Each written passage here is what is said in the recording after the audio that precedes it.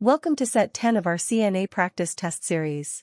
Today, we're tackling a mix of essential practice questions to help you pass your exam. Before we start, don't forget to subscribe to the channel so you never miss a new practice video. Let's dive straight into question 1. Question 1. Which sequence shows the correct infection control procedure for female catheter care? A. Gloves, clean, remove gloves, wash hands. B. Wash hands, clean, gloves, wash hands. C. Wash hands, gloves, clean, remove gloves, wash hands. Or D. Gloves, wash hands, clean, remove gloves.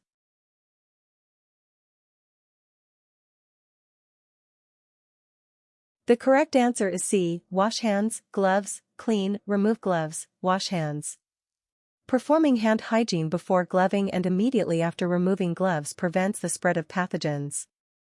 Always clean front to back to prevent infection. Question 2. A resident with heart failure has shortness of breath and blue lips. What should the nurse aide do first? A. Call the nurse immediately.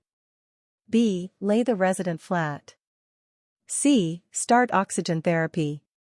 Or D. Take vital signs first.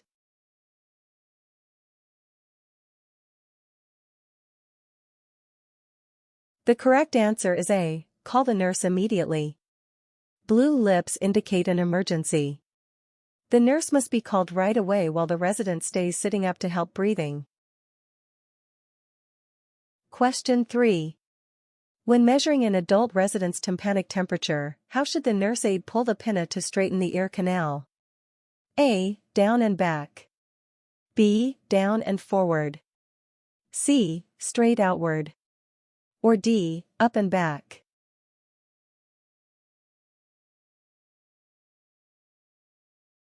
The correct answer is D. Up and back. Pulling the ear pinna up and back straightens the adult ear canal, allowing the tympanic thermometer probe to get an accurate reading from the eardrum. Question 4. A catheter drainage bag has 180 milliliters of urine after 8 hours. What should the CNA do? A. Record output normally. B. Report to the nurse. C. Offer more fluids. Or D. Wait 2 hours.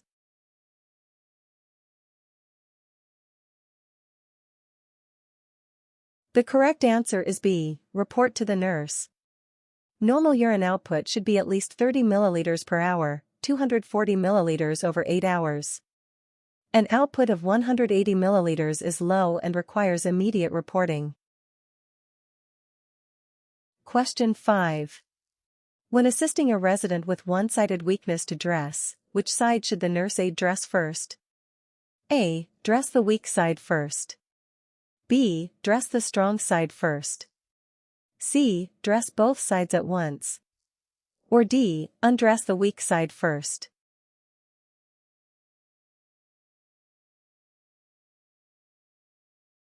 The correct answer is A. Dress the weak side first. Always dress the affected or weaker side first to prevent overstretching the limb and make movement easier. Remember the rule, dress the weak side first, undress the weak side last. Question 6. What should a CNA do when assigned a personal care task they find unpleasant? A. Ask a coworker to take over. B. Refuse to perform the assigned task. C. Complete the task while maintaining dignity. Or D. Explain personal feelings to the resident.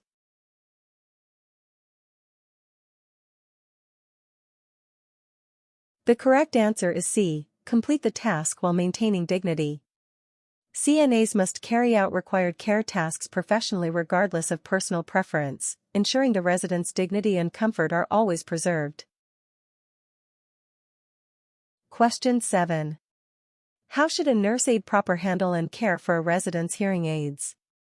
A. Clean them using warm tap water. B. Leave them in during hair washing. C. Clean the ear molds with alcohol wipes.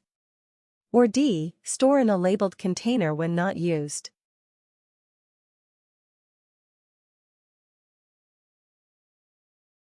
The correct answer is D. store in a labeled container when not used. Hearing aids are electronic devices that can be damaged by water or alcohol.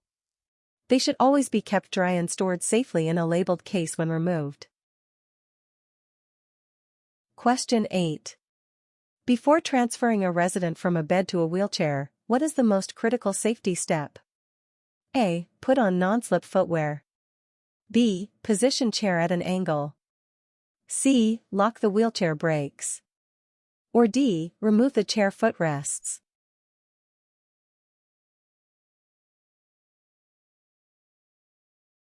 The correct answer is C. Lock the wheelchair brakes. Locking the brakes prevents the wheelchair from rolling during the transfer, which could cause a serious fall. On clinical skills exams, forgetting to lock the brakes is an automatic failure. Question 9. What should a nurse aide do if assigned a sterile procedure they have never performed? A. Search online for instructions. B. Report to the nurse immediately. C. Perform the procedure carefully. Or D. Ask another CNA for help.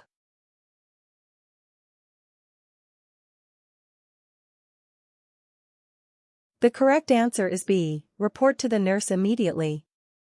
A nurse aide must never perform a procedure outside their scope of practice or training.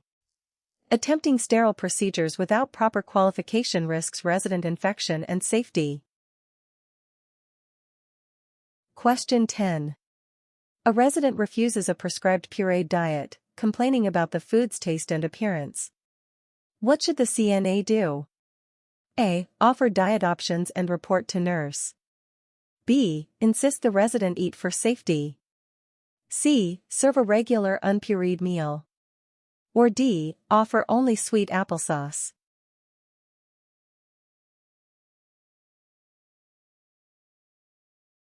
The correct answer is A. Offer diet options and report to nurse. Residents have the right to make choices and express preferences. CNAs cannot change prescribed diets independently, so offering safe choices within the pureed diet and reporting food refusal to the nurse is essential. Question 11. A resident with late-stage Alzheimer's no longer recognizes family. What is the nurse aide's best approach when family visits? A. Force the resident to remember them. B. Suggest that family limit their visits. C. Introduce visitors warmly by name. Or D. Ask family to visit less frequently.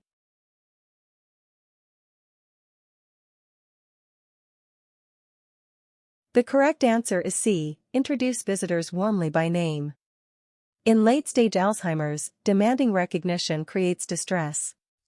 Introducing visitors warmly by name supports emotional connection and provides comfort without pressure. Question 12. A resident is in Airborne Precautions. What type of ventilation should the room have? A. Positive air pressure. B. Negative air pressure. C. Standard ventilation. Or D. Open window ventilation.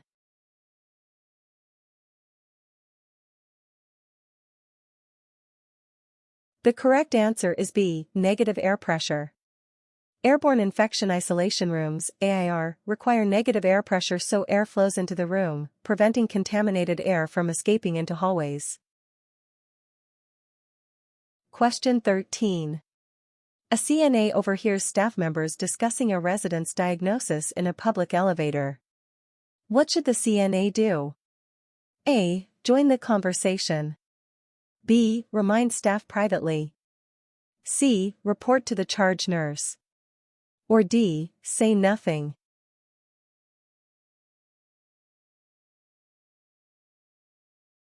The correct answer is C. Report to the charge nurse. Discussing protected health information, PHI, in public areas violates HIPAA laws. The CNA must report breach of privacy to the charge nurse, who is responsible for managing staff compliance. Question 14. A resident has a side rail raised on one side of the bed. Which statement about side rails is accurate? A. Restraints only if all four rails raised. B. Full bilateral rails require physician order. C. CNAs can raise rails at discretion. Or D. Side rails are never restraints.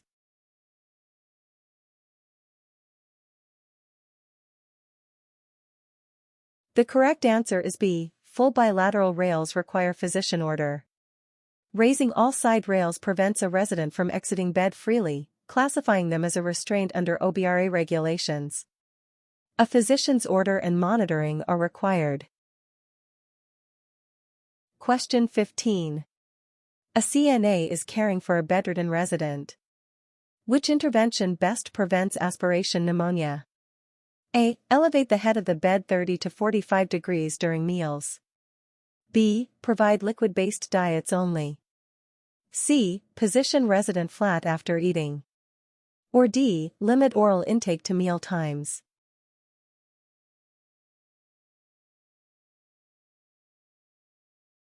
The correct answer is A. Elevate the head of the bed 30 to 45 degrees during meals. Keeping the head of the bed elevated during meals and for 30 to 60 minutes afterward uses gravity to prevent reflux into the esophagus and airway, significantly reducing aspiration risk. Question 16. A resident has blue lips, cyanosis, and rapid breathing. What should the nurse aide do first? A. Ask how long they felt this way. B. Give water and help into bed. C. Check pulse oximeter reading first. Or D. Call the nurse and stay with them.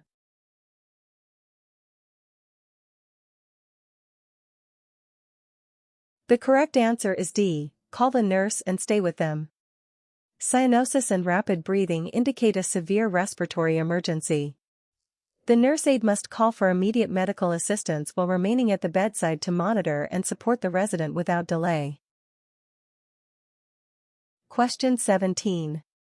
A resident complains that their roommate's TV is too loud at night. What should the CNA do? A. Tell the resident to use earplugs. B. Turn off the TV immediately. C. Speak with both to find a solution. Or D. Move the resident to another room.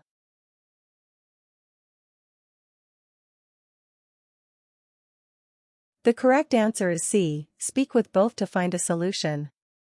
Both residents have rights, one to rest quietly, the other to personal entertainment. The CNA should facilitate a respectful compromise, such as lower volume or headphones, and involve the nurse if needed. Question 18. A resident on contact precautions for VRE requires transport to radiology. During transport. A. Use standard precautions only. B. Contain drainage and notify radiology. C. Receiving department manages precautions. Or D. Suspend precautions during transport.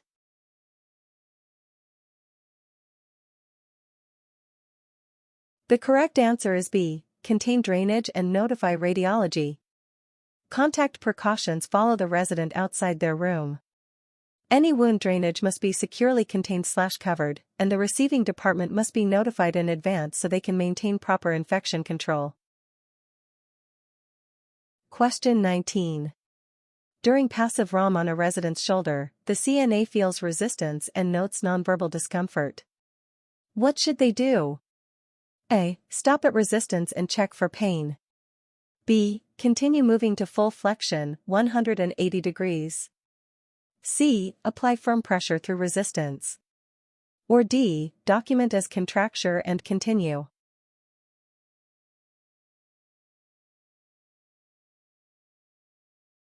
The correct answer is A. Stop at resistance and check for pain. Never force a joint past resistance or pain.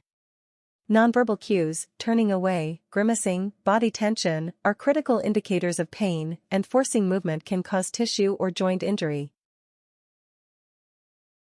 Question 20.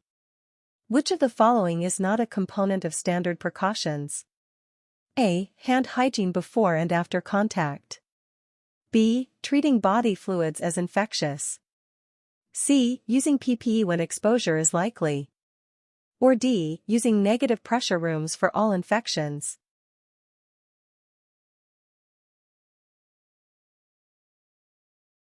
The correct answer is D, using negative pressure rooms for all infections. Standard precautions apply to all residents. Negative pressure rooms are reserved only for airborne precautions, for example, tuberculosis, not for general infections. Congratulations on finishing all 20 questions. How did you do?